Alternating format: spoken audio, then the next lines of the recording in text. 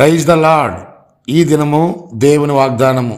భూత వర్తమాన భవిష్యత్తు కాలములలో ఉండు సర్వాధికారియు దేవుడునగు ప్రభువు పరిశుద్ధుడు పరిశుద్ధుడు పరిశుద్ధుడు. ప్రకటన గ్రంథము 4వ అధ్యాయము 8వ వచనం.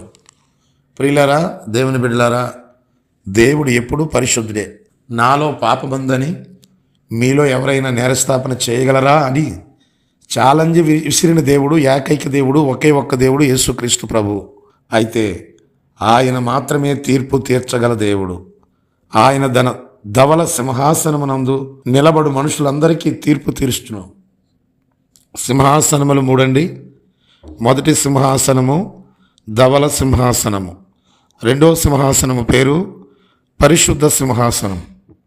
మూడో సింహాసనం పేరు మహిమగల సింహాసనం. ఈ 3 సింహాసనాలకు కూడా 3 అర్థాలు ఉన్నాయి. ధవల సింహాసనం ఎదుట ప్రతి వాడు ప్రత్యక్షమవ్వాల, తీర్పు జరుగును. పరిశుద్ధ సింహాసనంలో దేవుని దేవదూతలు నిత్యము పరిశుద్ధుడు పరిశుద్ధుడు పరిశుద్ధుడని పొగడబడుతూ ఉంటారు. మహిమగల సింహాసనం అనగా క్రీస్తు 2వ రాకడలో తన మహిమతో రానై ఉన్నాడు. కాబట్టి ఈ 3 సింహాసనాల మీద కూర్చుండేవాడు దేవుడు. అటువంటి సర్వాధికారి అయిన దేవునికి ఎప్పుడు మహిమ, ఘనత, ప్రభావములు చెల్లించుకుందాం. ఈ వాగ్దానాన్ని స్వతంత్రించుకొనండి.